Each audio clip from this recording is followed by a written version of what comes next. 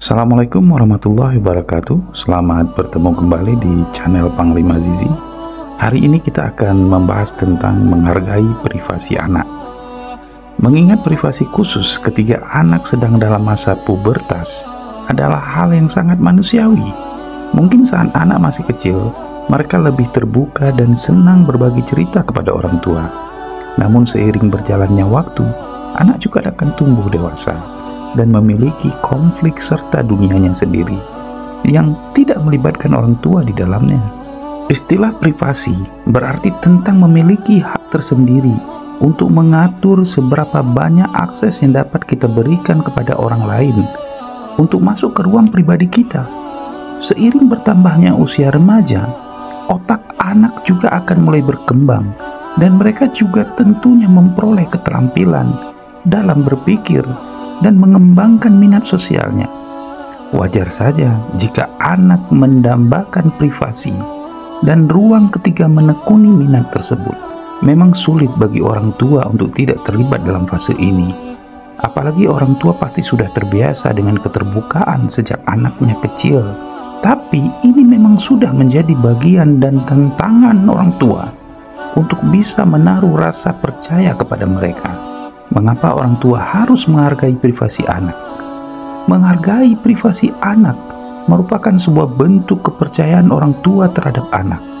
Apalagi ketika sedang menuju usia remaja, anak pasti ingin dianggap telah dewasa dan bisa bertanggung jawab atas setiap tindakan yang dilakukan.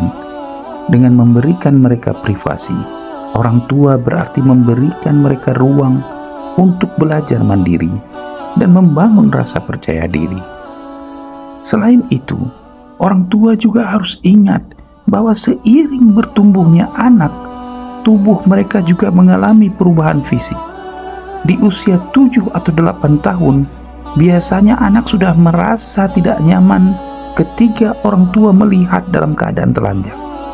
Tak jarang orang tua menganggap hal ini remeh dan beranggapan, "Saya sudah pernah lihat kamu." Hargai kebutuhan atas privasi mereka, sebab ini adalah hal yang wajar sebagai bagian dalam perjalanan hidup mereka menuju cara mereka mandiri. Dampak buruk jika anak tidak diberikan privasi. Jika orang tua terus melanggar privasi anak, bisa-bisa mereka akan beranggapan bahwa orang tua mereka tidak menaruh kepercayaan kepada mereka sepenuhnya.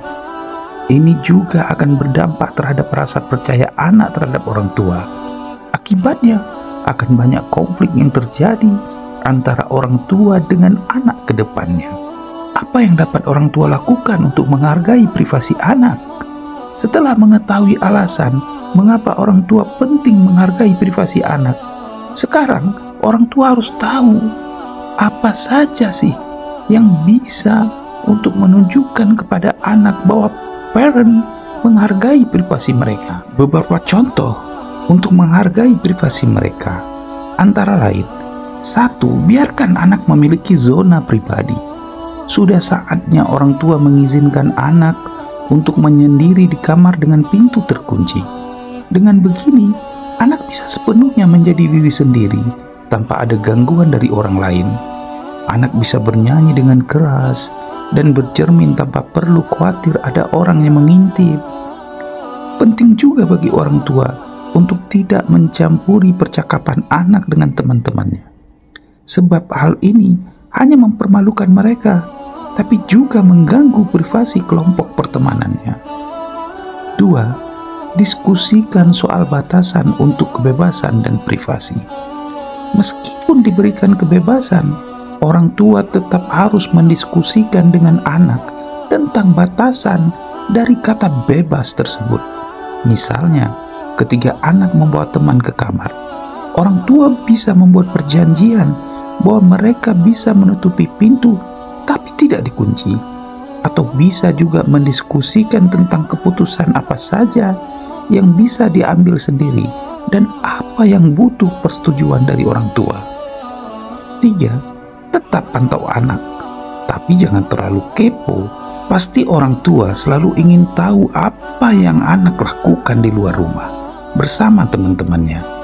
Tapi Jangan sampai orang tua melewati batas hanya untuk memenuhi rasa penasaran, apalagi sampai mengorek-ngorek barang pribadi mereka, seperti membaca buku harian dan chat anak dengan teman-temannya.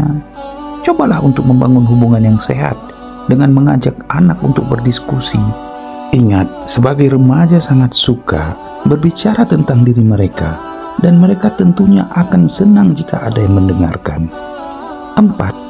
Hormati keputusan anak. Anak tentunya akan memiliki selera yang berbeda dengan orang tua mereka, baik itu dalam musik, makanan, gaya berpakaian, dekorasi kamar, idola, dan lain sebagainya. Sebagai orang tua yang baik, hindari untuk memaksa privasi pribadi orang tua pada privasi anak, sebab ini dapat membuat anak merasa bahwa privasi dan pilihan mereka terganggu, yang kemudian menimbulkan konflik antara orang tua dan anak.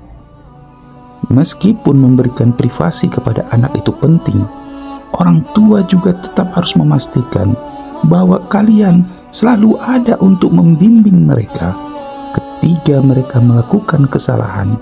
Di saat itu, orang tua harus cepat mengambil keputusan dan harus selektif, tidak menghakimi, tapi memikirkan konsekuensi yang harus dihadapi setelahnya. Khususnya dalam urusan pendidikan, orang tua tentunya harus selalu memantau perkembangan akademik. Sebagai orang tua, kita harus menetapkan anak kita pada jalur yang tepat, memperhatikan dengan penuh kasih sayang. Maka, kita harus benar-benar mengontrol mereka, namun tidak merusak privasi mereka. Demikianlah ulasan kita pada kesempatan ini. Terima kasih sudah ikut berpartisipasi. Assalamualaikum warahmatullahi wabarakatuh.